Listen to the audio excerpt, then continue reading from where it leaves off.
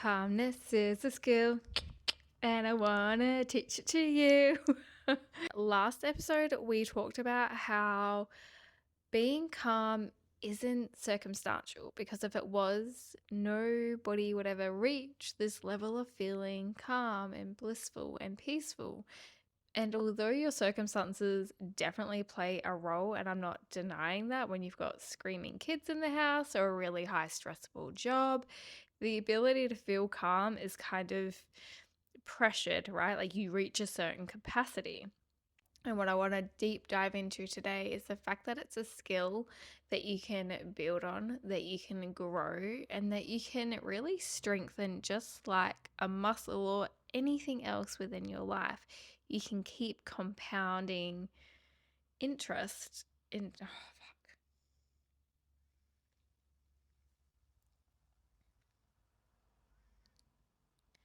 Today, I really want to talk.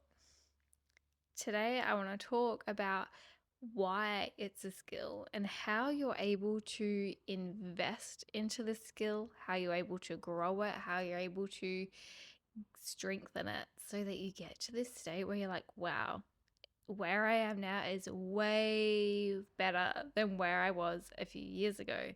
Because imagine if you never started moving the needle forward, and then 3 months from now, a year from now, 2 years from now, 5 years from now, you never invested in learning the skill of how to be calm and how to be grounded.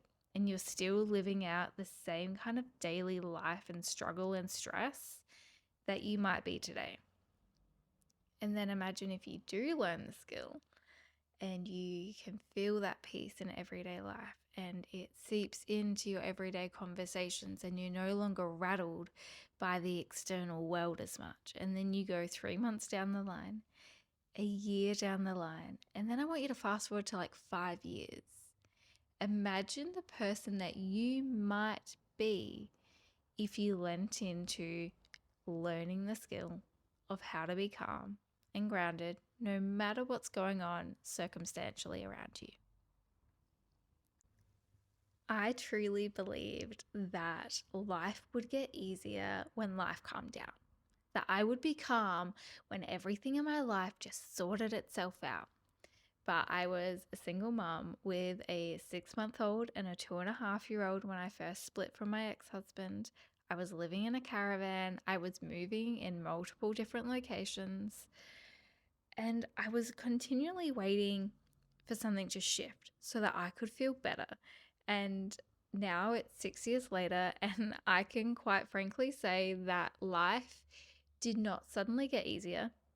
Nothing shifted so that I could go, oh, well, life's good now. I can just sit back and relax. In fact, life did the opposite. And maybe it had to, so that I could come on here one day and talk about this with you, because my life got increasingly more difficult. I went through lots of grief and lots of trauma after the divorce. I went through buying a house, which was a beautiful high moment. But with that high moment came the fact that my house flooded twice, and I had been renovating basically since the day that I moved in. And things have become compoundingly harder and more for me to hold. Yet I feel more and more grounded within myself and calmer every single day. And my circumstances have not gotten easier by any means. If anything, I now have a lot more to hold, but I've built my capacity to be able to hold more. And I think that's really important to know, is some people's capacity isn't very big, and that might not be for their own fault or their own doing, and I'm not shaming anyone. But when life suddenly gives you all of these things to hold, you kind of have no choice. It's either you sink and you struggle and you burn out and you spiral and you go into places that maybe aren't very healthy. And maybe you do that for a while until you go, I can't do this anymore. Like, I've hit my rock bottom. And then you start learning how to build capacity. And that's what calm and groundedness is. Really, it's probably just capacity to recognize how to regulate yourself and what's actually really important and what can kind of fall to the wayside. I no longer get stressed about the things that I used to because I now know through my capacity that if I reacted to everything, I would continually heighten my nervous system and my state of being, and that's not worth it to me. So I have had to really let go a lot, which is a whole nother aspect that I'll talk about at a later date because that's another way deeper segment. And I learned that when I went through all of my grief. So, firstly, calm is built before you need it. You need to start building the calm before you need it. For me, I kind of learned it on the fly while I was doing it, but my life kind of went from being like somewhat stressful and I was already practicing my calm to like ridiculously off the scales, impossible to cope if I didn't have those skills already building before I needed them. And the way that I did this is every single opportunity where I was lucky enough to have someone watch the kids, I would go on a walk around the block. I'd go on a walk around the block with the kids. I would take myself out for a solo coffee date and I would buy that piece of chocolate cake and that coffee and I'd just be like, oh my gosh, I get to drink a hot coffee and eat something delicious by myself. And they were the moments where I was like, oh, this is what peace feels like. This is what happiness feels like. And it wasn't that I didn't love my kids, but I needed something that was mine again. And I feel like for a lot of mothers, and that's predominantly who I'm speaking to, is mothers who they haven't had any of that to themselves for such a long time. They've been giving to their partners, giving to their children, giving to their work, whatever it may be. And there's like no coming back. And I'm not saying that a bubble bath is going to fix your life. In fact, if you put me in a bubble bath a few years ago, I would have, like, my nervous system would have been even more hyper vigilant. I would have been so frustrated and thinking about all the gazillion things that I had to do. But instead, I was sitting in this stupid warm bubble bath that should have been making me feel calmer. And in fact, I didn't feel calm at all. I felt more frustrated because now my brain was going a million miles an hour. So you need to find the activities that make you feel calmer. My go-to is the beach. You take my butt down to the beach and I either sit there or I walk, or sometimes I even just sit in my car and I just watch as the waves roll in and out. And I listen to the sound, and even now I can like feel it and visualize it, and I'm instantly calmer within my body. So, what is it to you that makes you feel calm? Maybe it's when you actually get your hair done. Maybe it's when you get to go out on that solo coffee date and have a coffee by yourself and just scroll for a minute or read a book or people watch. Whatever it may be, they're those little 1% things where you get to tap back into calm. And that's probably the most important part of this is you want to give yourself access lines where you tap back in to that feeling of being calm and grounded and stable. And maybe it's for some, it's going to a kickboxing class and it's exerting some of that energy, because at the end of that kickboxing class, then you get that release of feeling grounded and calm. It doesn't matter what it is for you, but start in the back of your mind, start thinking about what it is that actually makes you feel calm and grounded, not what society says you should feel calm and grounded doing, because a lot of that time that's BS, if I'm completely honest. And if you're like, I don't know what it is, one thing that I will give you, and I really want you to try it, and if you do, I want you to come back and comment. Go to the forest if there's one nearby, or go to like an abandoned area, because you don't want to be doing this like near people. And I want you to scream as loud as you can at the top of your lungs, literally breathing in, lifting your arms up over your head, and as you come down, just getting it all out. And you might feel silly and you might feel strange.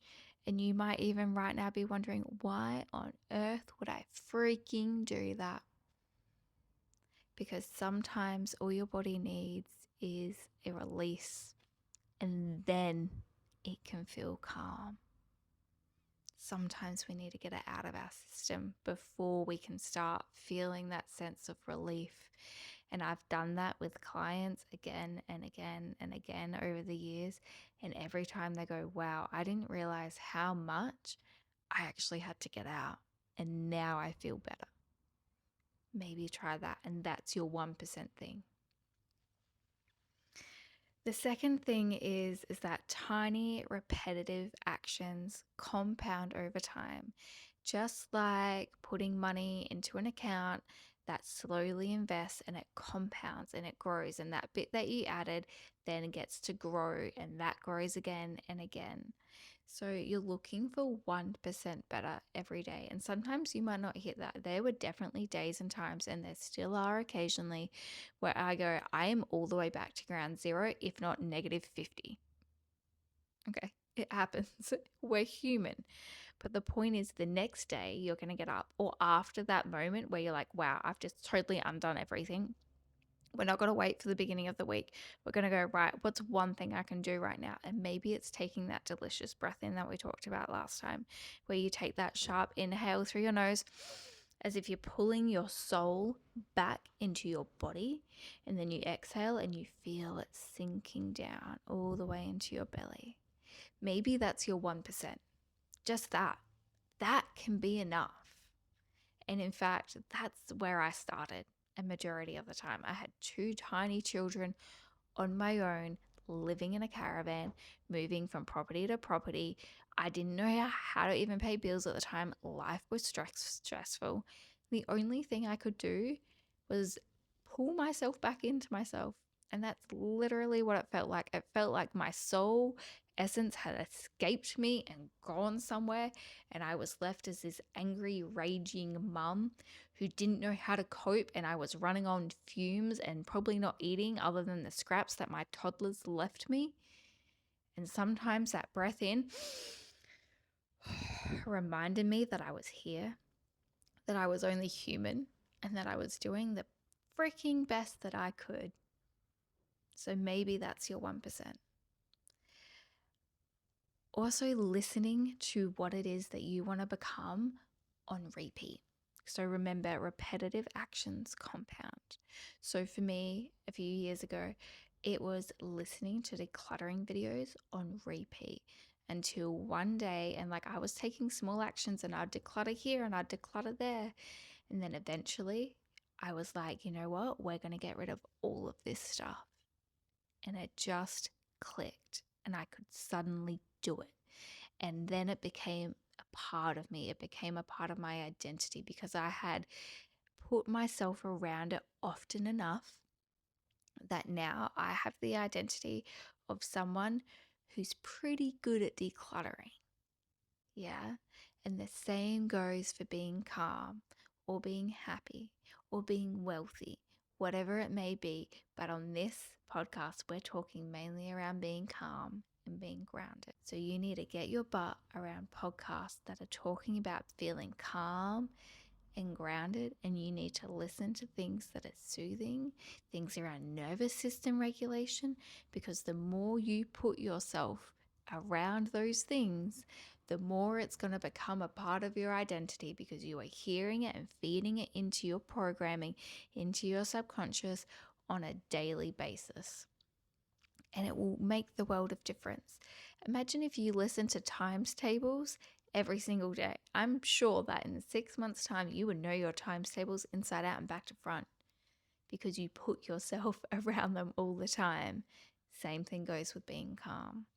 So tap in 1% every day to something that makes you feel calm, whether it's that breath, whether it's the walk to the beach, whether it's that coffee. Maybe it's just walking outside for 5 minutes in the morning and just taking a breath in the morning in that stillness, that first morning light, and being like, I'm alive today, and today's going to be a good day. Start that as a practice. That's your 30 seconds of calm, and that will compound over time and grow to 30 minutes, an hour. And then you'll be able to be like, I spiraled and I got off track. Wait, I remember what it feels like to be calm. Right, let's see if I can pull that sensation back again. Yeah, is this making sense? And if it's not, be like, Letitia, I have a question. This happens. How on earth am I meant to cope with it? Throw things at me. That's what I want, because then I can help you and we can dive even deeper and more nitty gritty into this so that you can continue to grow and flourish and become more grounded and hold more capacity for the life that you want to live, not this survival crap that you've been going off of, but the life that you actually want to live. Notice how I took that breath, how I exhaled on that note, because I needed that breath. The third thing is, life didn't get easier. And most of the time, for most of us, it's not going to get easier. But I became more capable at holding it. And now my capacity, instead of being like a tiny little broken teaspoon with cracks in it that can barely hold anything, feels like a giant cup the size of my house, and I can hold heaps. And the more that I hold, it actually makes me feel more proud. And it's now this internalized loop that the more that I hold, the better I feel. And if I slip up and I correct myself, I take that as evidence. And that fills my cup up even more to be like, I can hold more. So you're also looking for evidence all the time. So you might be like, life is super stressful. I've got this going on. I've got that going on. Da, da, da, da, da. Right? And I want you to just slightly switch that. Yes, you've got all those things going on. Those kids are frustrating. You've got to cook. You've got to clean. You've got to do those mountains of laundry, and it's freaking annoying. But guess what? You're doing it.